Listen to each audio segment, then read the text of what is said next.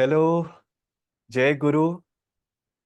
Jai Wish Guru. you a very good evening, Nayaswamis Jyotish ji and Devi ji, who are logging in from the Ananda village in California, where it is 8:30 p.m. on Saturday. It's really great to have you in conversation with us today with Ananda Mumbai. And my name is Mitesh. I'm joined by Abhijit and several people in the room from Mumbai. I would like to extend a very warm welcome and a good morning to all of you who have joined us in the room, as well as across the different centers in India. And Mumbai is really grateful to have this opportunity to have this conversation with both of you on this very auspicious and special occasion of our Param Guru, Sri Yukteshwar Ji's Mahasamadhi. And it's a divine coincidence, I would think, that as we all know, his resurrection a few months after his Mahasamadhi was in the city of Mumbai in front of Master. And given the relative scale of Mumbai, it's at a place which is not too far away from where our Worli center is. Yes. And while most of you know Jyotish ji and Devi ji already, for the benefit of those who will be watching it online later, just a very quick introduction. More than anything else, they are truly our spiritual friend, guide, and well-wishers. And in their role as the global spiritual directors of Ananda Sangha worldwide, they are spiritual friends and guides to thousands of seekers worldwide as they continue the great work of sharing the Kriya Yoga teachings of a great master. And they do so not just by their talks, their workshops, their classes as they travel throughout the world, but also through a series of amazing books that they have both co-authored. And Ananda Mumbai especially was quite privileged to have the opportunity to join them in the special launch of their last book called The Touch of Inner Power back in November. And today, we have the blessing to continue to receive their guidance on the topic of delving deeper into master-disciple relationship, almost in continuation of the conversation that started last month with Ananda Kolkata. So with that, Nayaswamis Jyotish ji and Devi ji, I would request you to please lead us with an opening prayer. I'll lead a prayer and just follow mentally. It's a little difficult with the time lag otherwise. Heavenly Father, Divine Mother, friend, beloved God, great gurus, Jesus Christ, Babaji Krishna, Lahiri Mahashaya, Swami Sri Yukteshwar, beloved Guruji, Paramahansa Yogananda Ji, saints of all religions, we humbly bow to you all. Beloved Master, beloved Swamiji, bless and guide our path forward. Help us open ourselves ever more completely to your grace, to your desire to lift us up into the light, into the joy of our own being. We offer ourselves humbly at thy feet. Receive us. Om Shanti, Shanti, Shanti.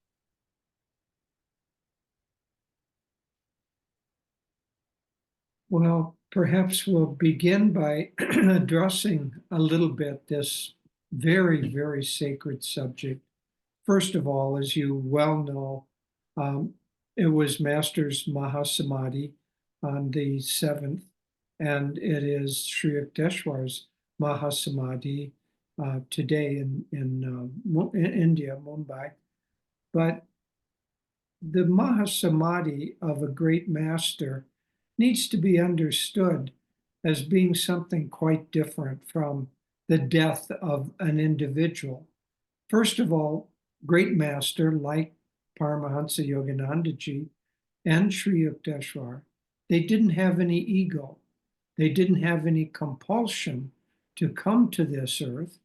They didn't have any, one might say, illusion that death was anything other than just a change of clothing for them. And so they come, all these great avatars, great masters, they come with a particular mission. And that mission is always to help uplift mankind. A great avatar comes with a world mission. So they come with the mission to uplift mankind.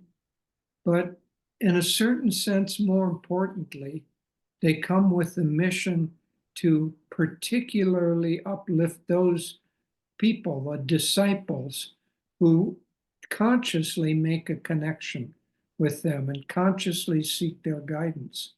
And so for us, for them, their passing from this earth, their Mahasamadhi, in a certain sense, just allows them to be released from two things. One is the burden of having to take care of a body. Even a great master has a body that they inhabit while they're here, and they can rise above the pains and sorrows that we have, but nonetheless, they experience as a human being those pains and in some cases sorrows, as Master did when he lost his mother. But they rise above that. So for them, coming into a human body, there's not the same sense of loss. They're free from that. But for us, it's important in a certain sense, excuse me, in a certain sense, we're more fortunate at the time of a Mahasamadhi than those who lived with them, because those who lived with them have this deep heart connection and a lot of, I don't know, connections and stories and little moments that they've spent together. And it's just like losing a parent. It's very, very difficult on the human heart to have them go. But for us, we don't have that intimate, a personal relationship with them. And so, in a certain sense, it's easier for us than it was for those who saw them as being located in time and place. Obviously, they are not located in time and space. They're omnipresent, they're eternal, but for us, we have to get past the delusion that they lived at a certain time and then died. Yes, their body inhabited a certain time and space and passed away, but they didn't pass away. They weren't located, they weren't confined by that time and space. So, in the sense that we have of being able to connect with them, our job is to realize that they're both exterior to us in the sense that we relate to them with pictures and personality and so on, with stories, but also more importantly, they're inside of us. And they're inside of us representing several things. One, they represent the spoken word of God to us. God is silent and watchful, but he sends his avatars in order to instruct us. And the more we open ourselves to that instruction, the more they can offer to us. So one is that they're inside of us instructing us. Another is that they really represent our own higher self. And so if all disciples face some issues with kind of attunement, or one might call it authority issues with the guru. Even Master played out that drama with his guru. But nonetheless, that interplay between the disciple and the guru, the more we can break down the barriers and understand that they're not outside of us, they're our own dearest, highest self trying to lift up our consciousness, because at a higher level, we know that our true self is pure bliss, but we aren't able to feel that yet. So they're trying to bring us back to that. And the relationship, we'll talk more with questions and so on about the relationship. But the relationship between the guru and the disciple is the single most precious relationship there is, because it really is the relationship between the individual Atma and God Himself. And that is played out in a seemingly exterior drama, but it really is a drama only of consciousness. Thank you, Jyotish. I'll share a few words as well, and then we can begin taking questions. First of all, Mitesh, thank you for that very kind introduction. We're very, very happy to be with all of our friends in India. And I think the older we get, the more India feels like home. And the West feels like, well, we're visitors here. That's our office, and we have to go to our office. But it's a very auspicious day today, Sri Yukteshwar's Mahasamadhi.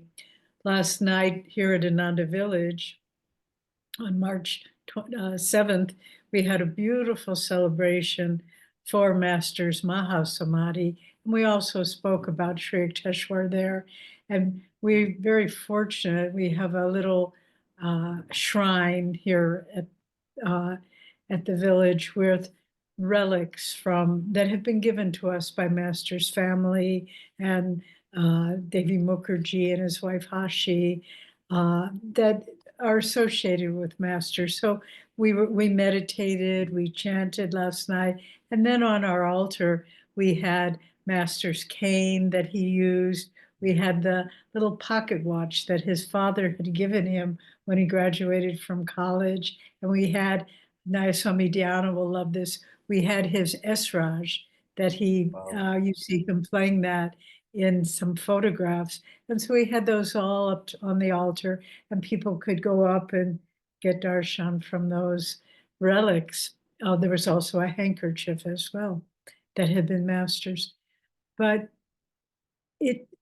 it's not by chance that Master had his Mahasamadhi March 7th, 2 days later, Sri Yukteswar March 9th, because their souls are very much linked. And I wanted to read to you something we shared last night, actually. This is from Whispers from Eternity, Master's Book of Prayer Poems. And this is his invocation to Sri Yukteswar, to my Guru. And as I read it, think that Master is saying this to his Guru, but also we can personalize it and feel that we are saying it to our Guru, because that's one of the roles of, and we'll talk about this more, that they are models of the guru-disciple relationship for us, and they show us how to be more in tune disciples. So this is what Master wrote, entitled simply, My Guru. Thou light of my life, thou camest to spread wisdom's glow over the path of my soul. Centuries of darkness dissolve before the shafts of thy luminous help. As a naughty baby, I cried for my divine mother, and she came to me as my Guru, Swami Sri Yukteswar.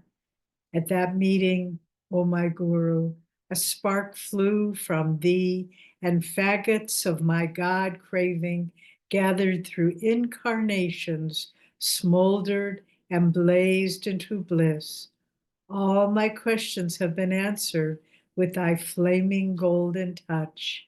Eternal, ever-present satisfaction has come to me through thy glory. My Guru, thou voice of God, I found thee in response to my soul cries. Slumbers of sorrow are gone, and I am awake in bliss. If all the gods are displeased, yet thou art pleased, I am safe in the fortress of thy pleasure. And if all the gods protect me behind the parapets of their blessings, yet I receive not thy benedictions, I am an orphan, left to pine spiritually in the ruins of thy displeasure. O Guru, thou didst bring me out of the bottomless pit of darkness into the paradise of peace.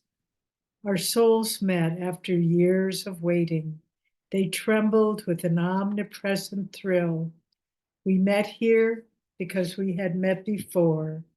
Together we will fly to his shores, where we will smash our planes of finitude forever and vanish into infinite life. I bow to thee as the spoken voice of silent God. I bow to thee as the divine door which leads to the temple of salvation. I bow to thee, to thy master, Lahiri Mahashaya, harbinger of yoga in Benares, and I lay the flowers of my devotion at the feet of Babaji, our supreme master. So these words, isn't that beautiful? These words of Master, they're our own words, and that's what the great ones do for us. That through their words, through their actions, through their devotion, they model for us how to live the guru-disciple relationship.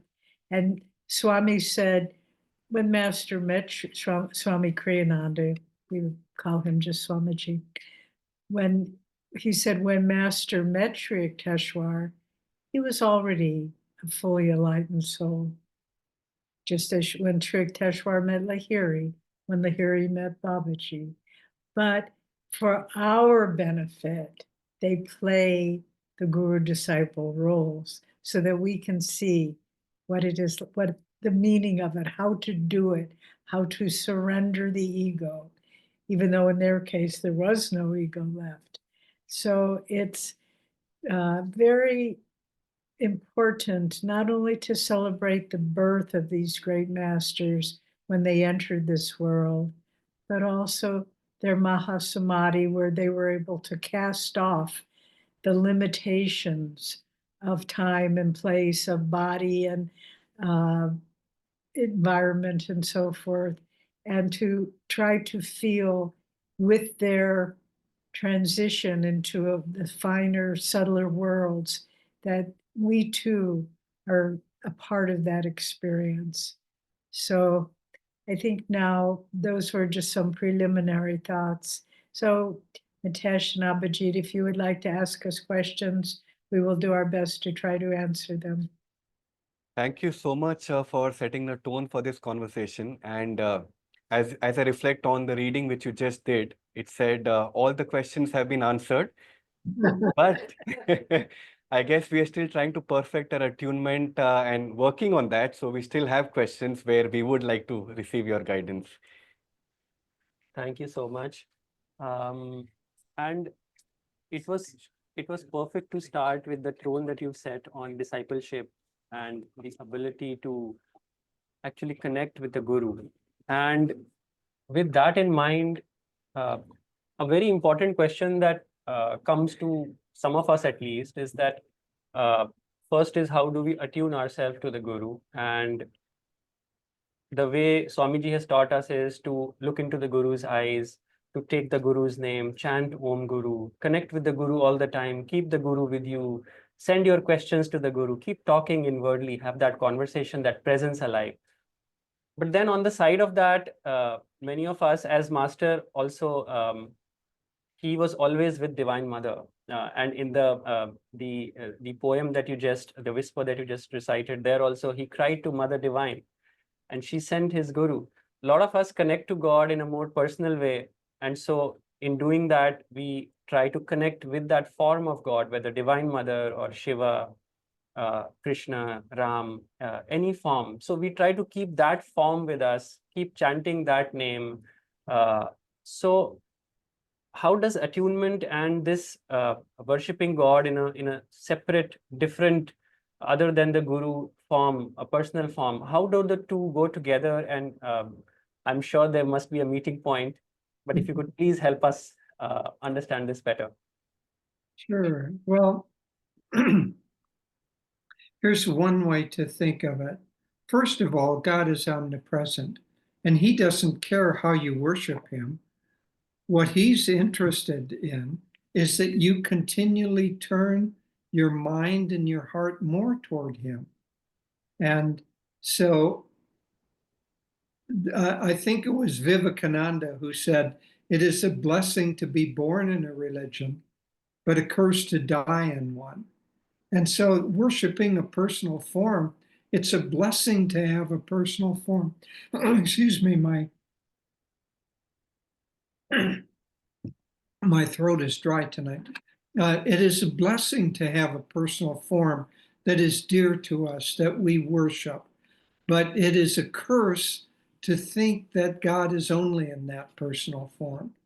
And so anything that turns the mind and the heart toward God, you mentioned some of the things that Swamiji said, ways to attune to the Guru.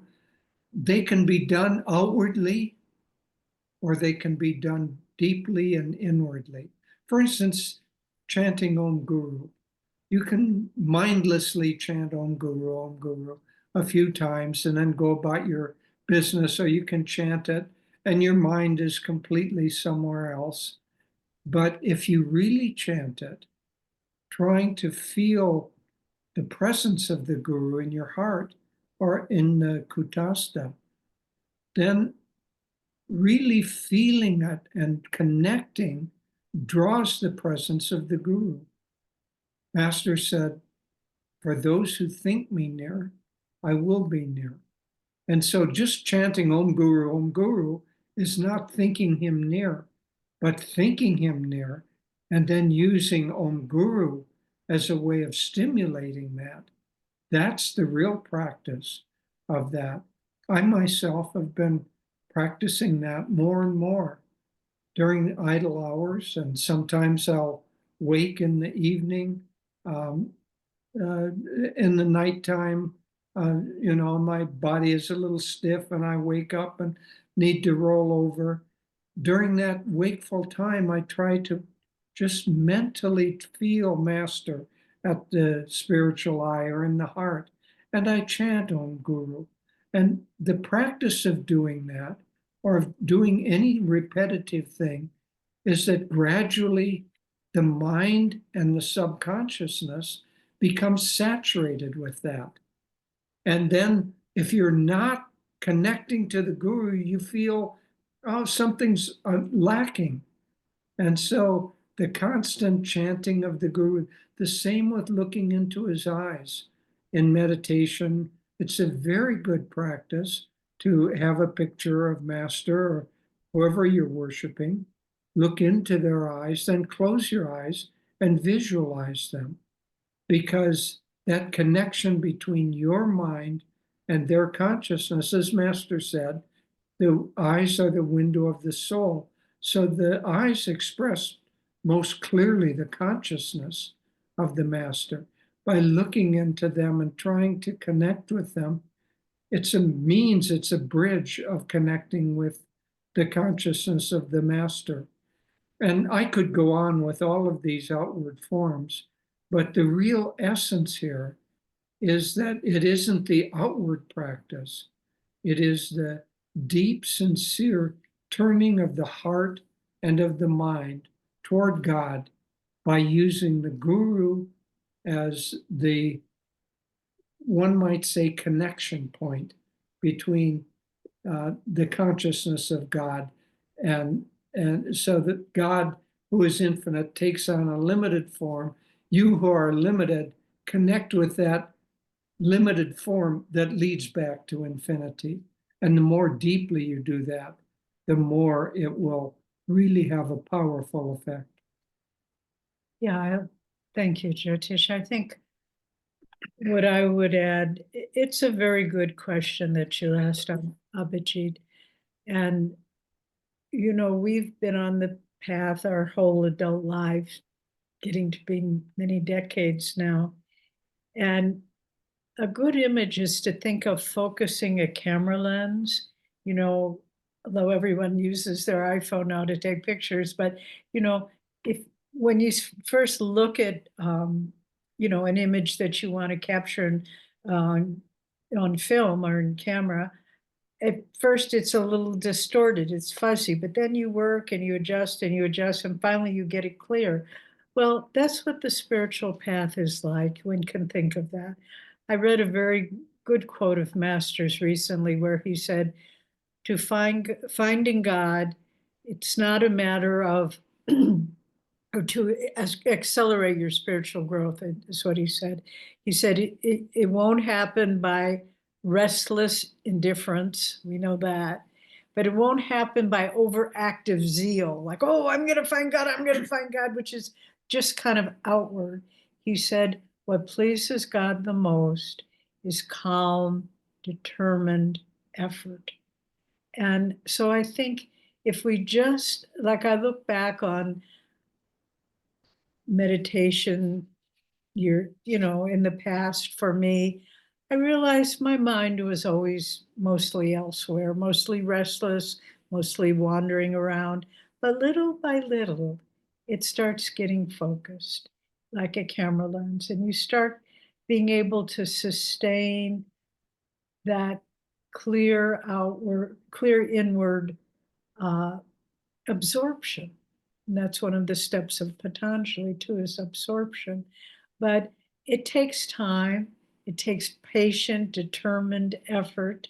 And little by little, when we experience that in meditation, then you don't want to lose that in your daily life. So whatever you're doing, and Swami talked about this a lot too, really concentrate, not with tension, not with, but just let your mind be absorbed in whatever you're doing. If it's reading a story to your child before they go to bed, or if it's whatever it might be, but to just keep the mind calmly focused throughout the day. And if you can think about God, all the better. But if not, then just uh, that calm absorption in whatever we're doing. Then when we come to meditation, return to our meditation practice, there isn't a break. It's continuity. So I hope that's helpful. Yes. No, thank you so much for giving that beautiful example of the camera lens. It's encouraging to know that all of us have been on the journey and still on the journey of not being able to concentrate properly, but that's very useful to tune into. And that brings me to my second question. You know, the Gita says that anyone who is doubt-ridden uh, can never find happiness. And you know, we saw that in the initial years of Master's discipleship with Yukteshwar ji, there was a slight doubt. He disregarded his advice and still went to the Himalayas. But of course, Master's love for God and quest for God was deep. He was a self-realized master, so he was able to come back. Similarly, Swamiji also we saw he went through a period of doubting Master for some time, but of course, you know, came back with discipline.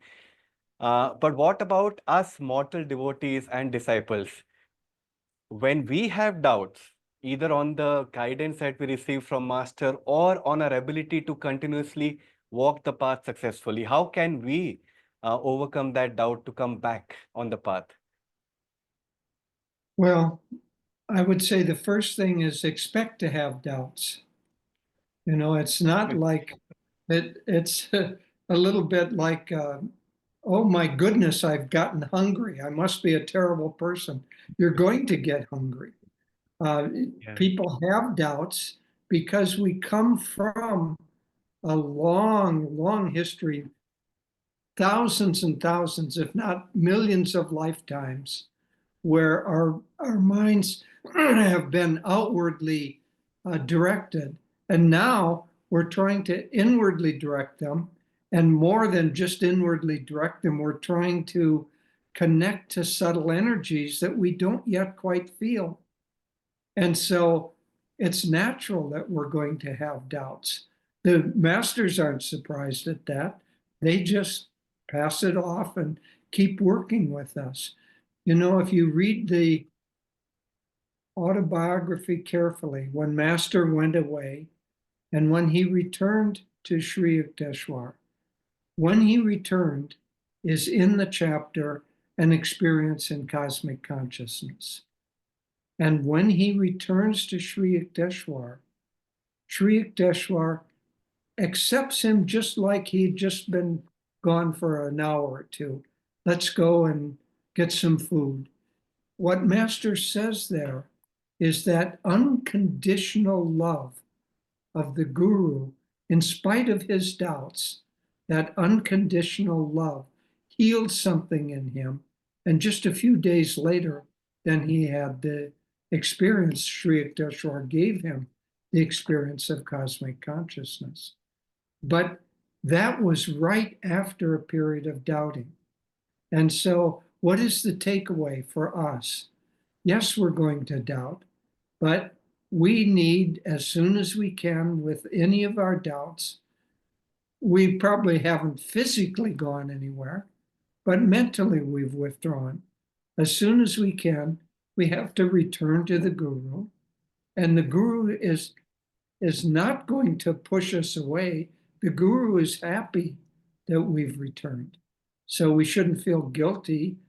Just, I made a mistake. I'll try better. Help me, Guruji. And the Guru will never, Master said, I will never give up my job of trying to uplift your consciousness unless you yourself decide that you don't want my help. But as long as we keep returning, in spite of our doubts, then they will gradually, by experience, doubts don't go away by mental attitudes. They go away by experiencing that which we're after. And more, if we experience the love and the acceptance of the Guru, then that more than anything helps our doubts to go away. And really, what are doubts? Let's even take a step backward. They're just the limited consciousness, our limited consciousness, trying to understand truth and reality. And so the Guru isn't, why would he be offended? He knows they're just trying to figure it out.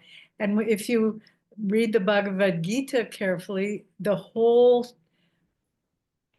scripture is about Krishna answering Arjuna's doubts. You know, he said, I can't fight, I can't do this. And patiently, Krishna answers every one of his doubts about karma and dharma and our role in this world and how to fulfill our dharma and what is wisdom. And then in the last couple of shlokas, Arjuna says, you have answered all my doubts.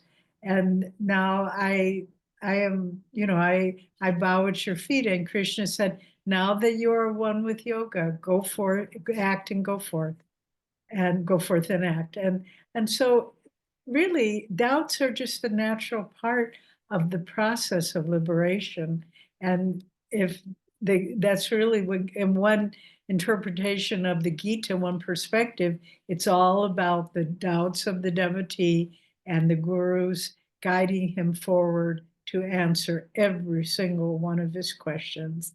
So we come from a very good tradition.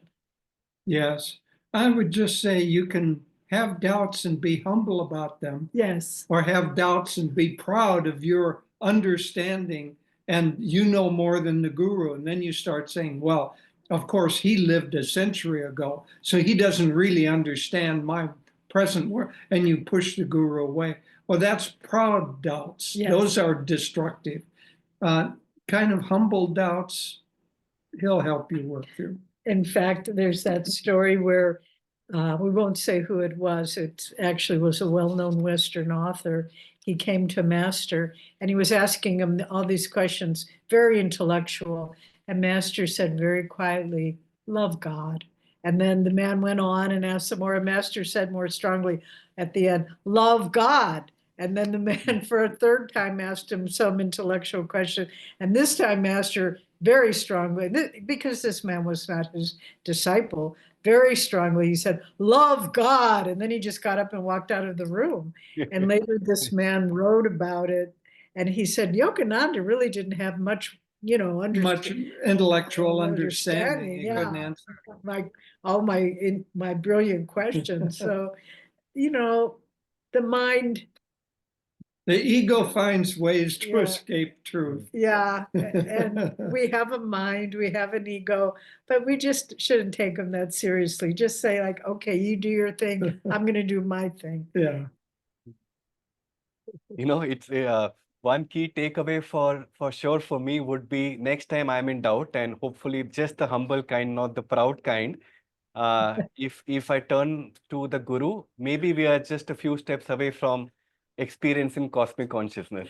Yes. Why Keep not? that in mind. Why Why not? not? Yeah, Master said that. He said, Yeah. every moment you should be ready to make the dash for the infinite.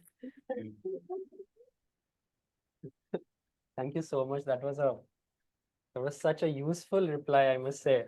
And all our questions have disappeared. Love God. Just enjoying the company, right? A few humble ones seem to be sneaking still here and there. So one, you talked about the unconditional love of the guru, God, of course, but especially unconditional love of God that really pours from the guru to the disciple. And one of the first things which Shri Yukteswar ji said to Master when they met in Banaras was, I give you my unconditional love. And that was something which Master said to Swamiji also. And when I read that in the New Path, I am always like, Master is saying this to me as well, and all of us as well. So all of us have his unconditional love. We strongly believe that, and we felt that in our heart. We live in the world, and of course, we have other relationships other than the disciple-guru relationship. And so when we are with either Guru Bhais or especially our families, friends at work, how does this unconditional love, acceptance, how does this translate into practice in these earthly relationships, which are very important and have been given to us by God to certainly for our entertainment and education? Yeah. How do we extend it to our earthly relationships? Very good question, very practical.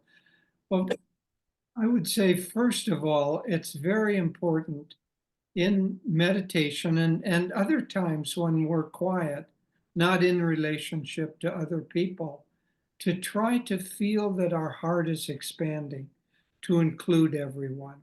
When you're reading the news and you find yourself being angry and upset and negative toward a person, then you're in your own space, and it's a good time to draw yourself up short and say, I shouldn't be angry with him. Maybe I think that he is acting incorrectly, but that isn't who he really is. He's a soul. He's God. Let me open my heart to him. I don't have to agree with his actions or what he's saying. I don't have to agree with his ideas, but I don't have to reject him. So opening our heart at times when we're not confronted with other people is very helpful. Master, of course, gave a visualization where you feel your heart opening and connecting to the people next to you, and then to the family, and then to the neighbors, and in expanding circles until it goes out around the world. And that's a very good thing to practice. But when it comes into daily life and you come into conflict with someone, it's harder to practice that. So what I'm saying is that when you're in your mental conflict with someone, that's the time to do battle with the divisions between you and other people. And then in your daily actions, there are certain heart qualities that you can't you can't realistically go around the office saying, I love you, I love you. Oh, my manager, I love you too. You know, they'd think you're crazy, that you'd lose your job. But you can have an aura of kindness, an aura of acceptance, an aura of interest and connection. Swamiji was such a wonderful, wonderful example of an open heart. He would go up to strangers and, in a very gentle, kind way, embrace them. One time we were walking with him in Los Angeles, and there was a woman, older woman, walking toward us carrying a shopping bag. We were in a shopping district, and she was just kind of bowed down, and you could see just kind of sadness, and she had closed in on herself. And Swami got right in front of her, so she couldn't walk around him. And she had to stop and look at him. And then Swami looked at her and said, "Oh, what a beautiful scarf. I just wanted to thank you for wearing such a beautiful scarf as that. I feel like you've lightened my day by wearing that scarf." So Swami was just trying to offer kindness and love in an acceptable form, in a form that that woman would accept. And so we can always offer some form of love, some form of concern, some form of compassion, whatever it is that our heart connects to the heart of another person. We can always do that in every circumstance, but our own reactive process gets in the way. And then when we get reactive, we close in on ourselves. That's why I say, when you get reactive in a physical situation, it's harder to open up. But when you get reactive inside your own home, that's the time to battle that. And, you know, it's actually a very profound question, because Master, I read an article recently that in which he said, most sadhus and yogis tell you never be attached, don't be attached to anyone. He said, I say no. Master said, you should be attached to everyone, you know, but not to their ego or their body or personality, to the God within them. And so how does that apply to what we've been talking about? Try, you know, maybe there's somebody at work that's very difficult, or maybe someone in your family is going through a difficult time. Try to see the God in them, not their actions, not their disharmonious behavior or anything, but just the God in them. And really, the goal of yoga is union with God. And what is God? God is unconditional love. He's bliss. And so the more we develop that within ourselves, that unconditional love, that bliss, we don't have to worry about, well, this person's nice and that person isn't. We just are love. And wherever we turn our gaze, all we can do is feel love, because that's who we are. And Yogananda, you know, his chief disciple, Rajarsi Janakananda, called him a Premavatar, an incarnation of divine love. And so the more we attune ourselves to that Premavatar, the more we can just feel, oh, I have no choice but to love. Once someone asked, they had behaved, one of Master's disciples had behaved badly, and Master was correcting them. And the man said, well, you will forgive me, won't you, Master? And Master said, what choice do I have? All he was forgiveness and love. And so the more we develop that, the strength of the Guru, the strength of divine love within us, the more it's effortless. It's effortless just to love and accept the wise and the foolish. Doesn't matter. And thank you very much.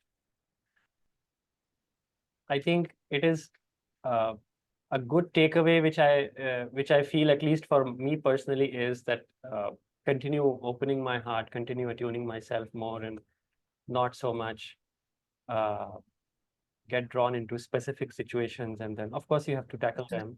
But That's right. and what was very interesting, which you said in the beginning, and then you spoke about Rajarshi, how seventh, the Mahasamadhi day of Master and Mahasamadhi day of Yukteshwar ji is so close. And if I remember correctly, Rajarshi Janakananda also is just about 2 weeks back. His Mahasamadhi day was there, end of February. So it's like all of them are together. That portal of light Yes. is really strong now. So thank you very much for this response. The next question is an interesting one. So one of Master's chants, as we all know, is I will sing thy name, I will drink thy name and get all drunk with thy name. So the question is, what does this state really feel like inwardly? And as we practice our meditation, as we practice our chants and devotion, what are the indicators or barometers that will help a devotee to actually realize that he is moving in that direction of being constantly drunk with Master's bliss?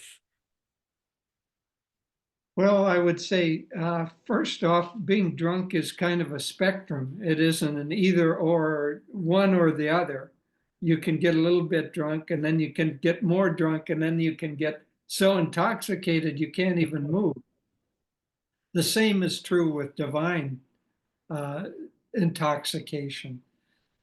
I would say it begins by just feeling kind of a, I don't know if for those of you who've never had any alcohol, you may not understand this, but when you have just a little bit, there's a kind of a bubbling happiness that comes from that little bit.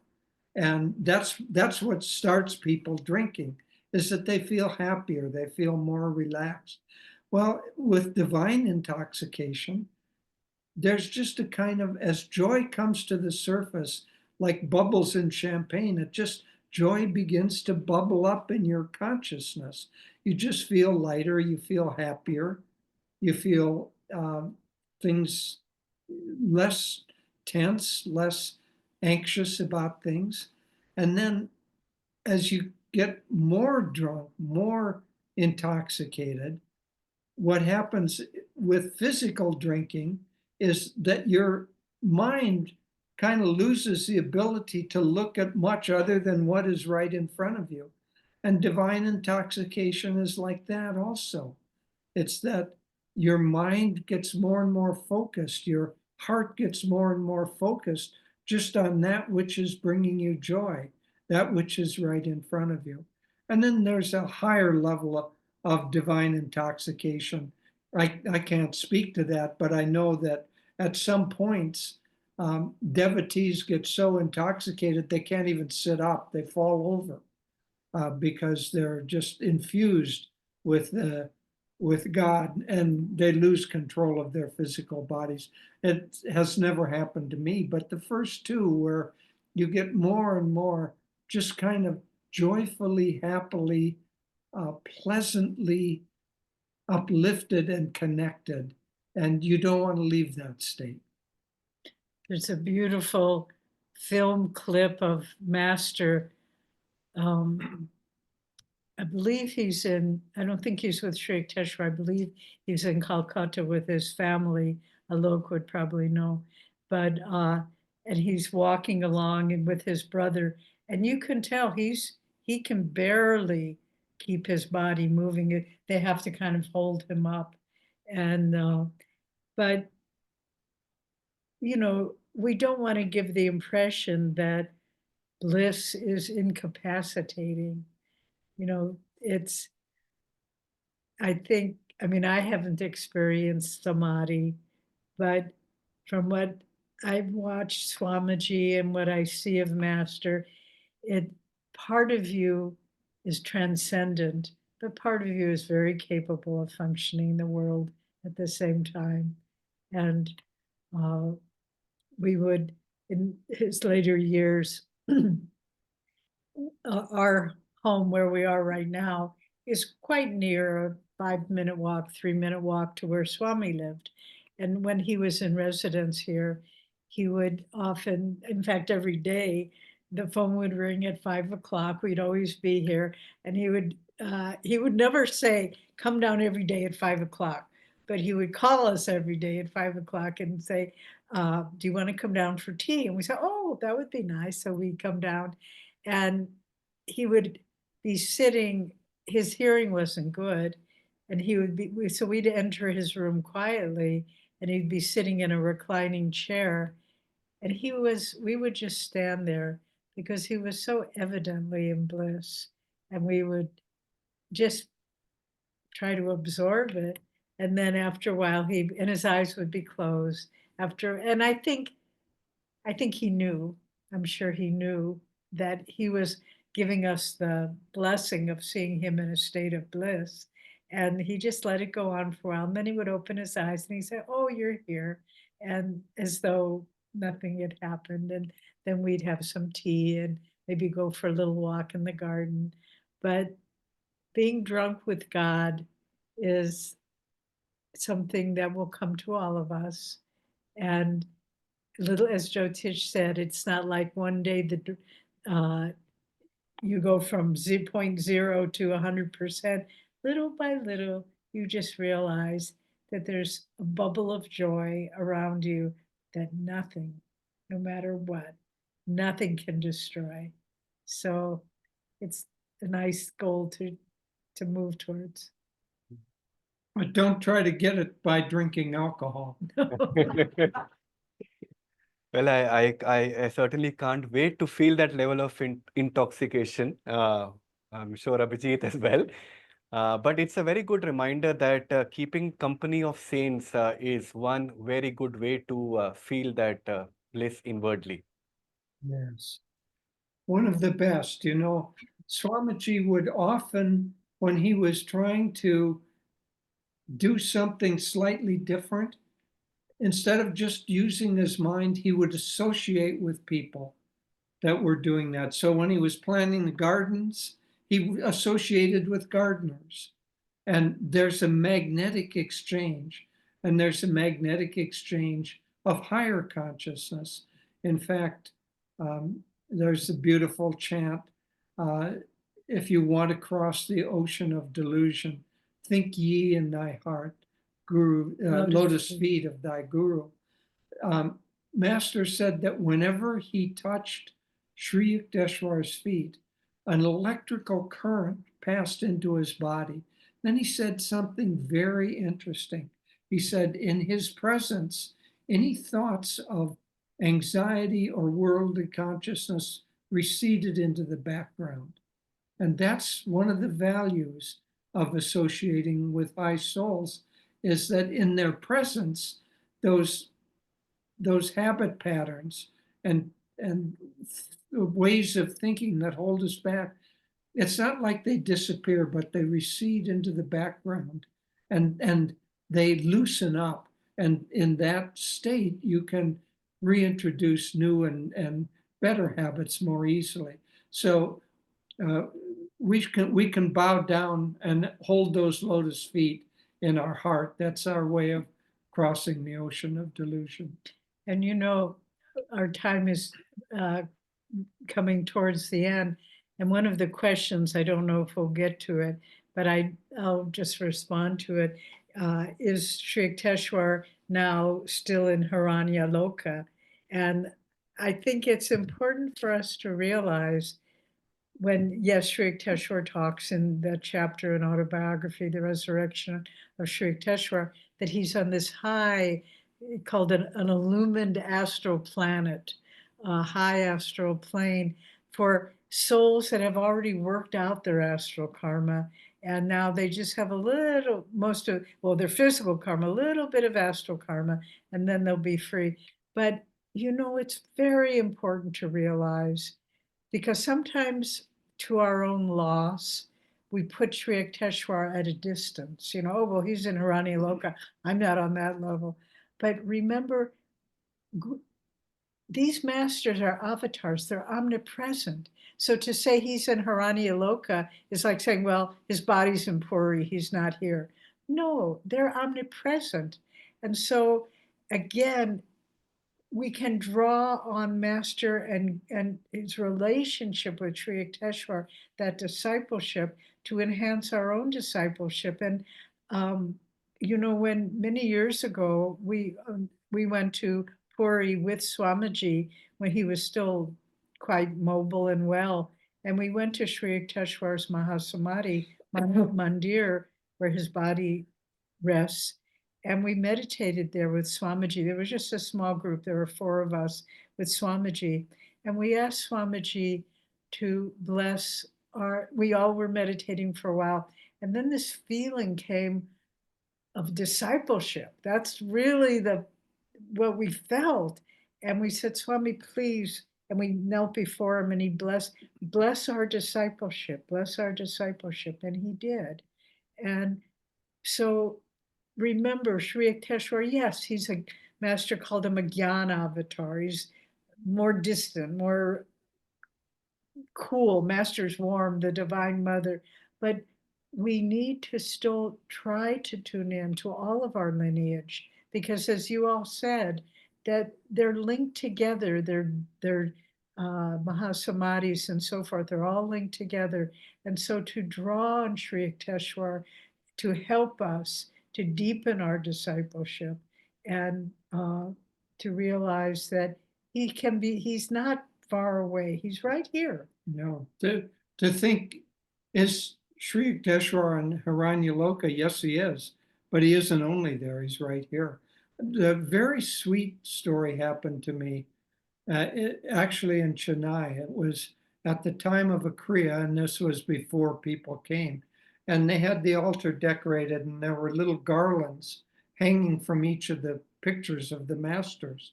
And I was bowing to each of them and connecting. When I came to Sri Yukteswar, it was a little bit more difficult to feel the warmth.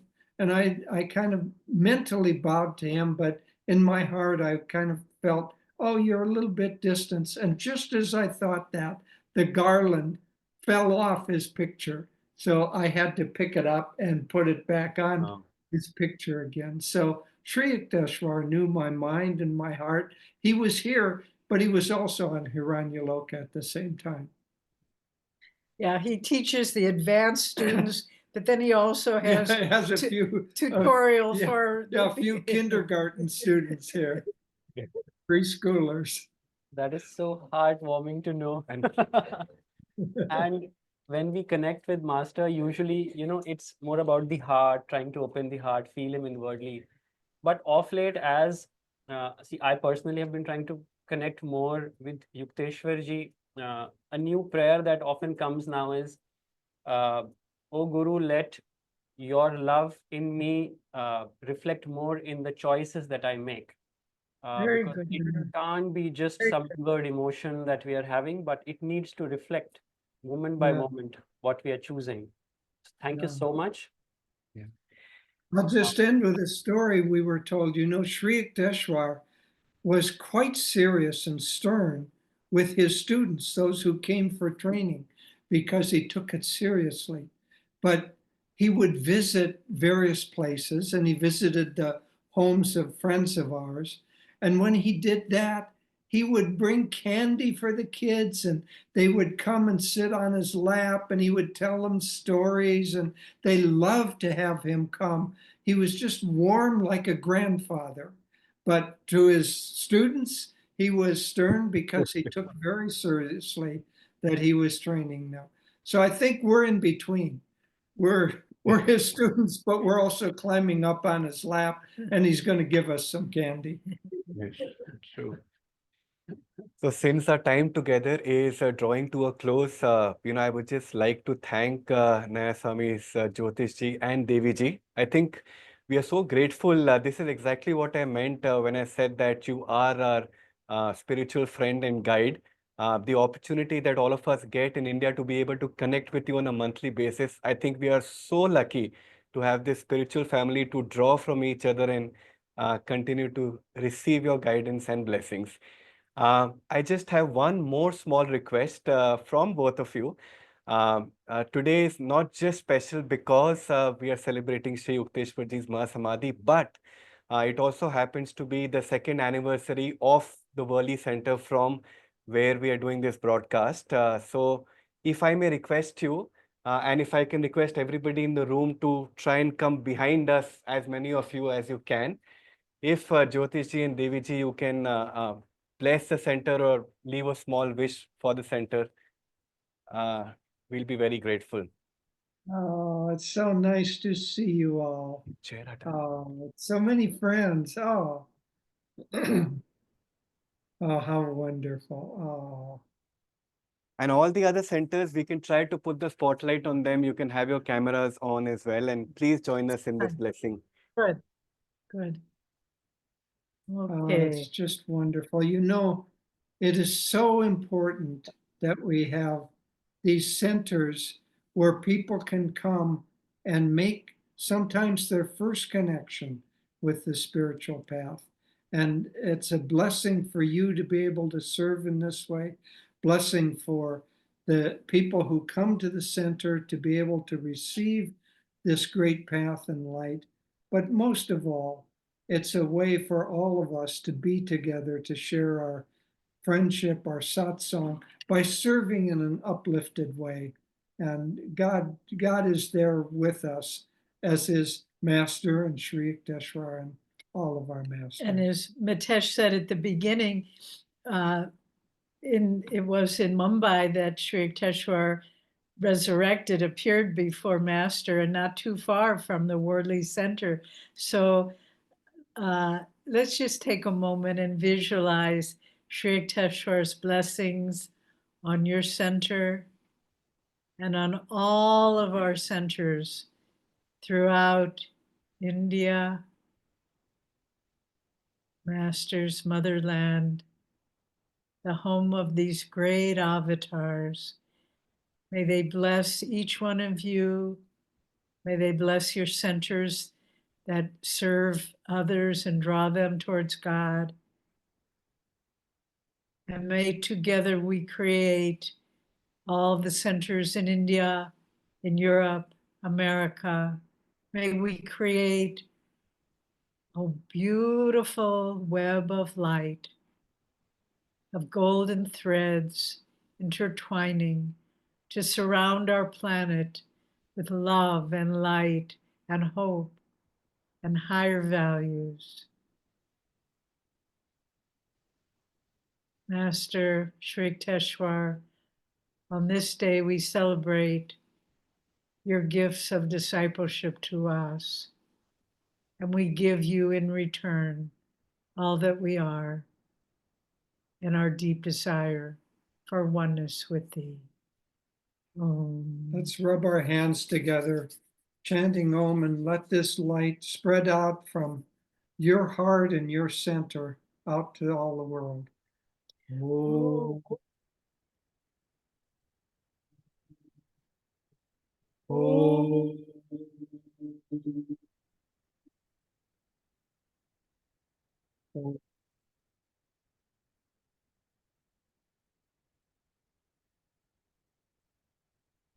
Shanti, Shanti.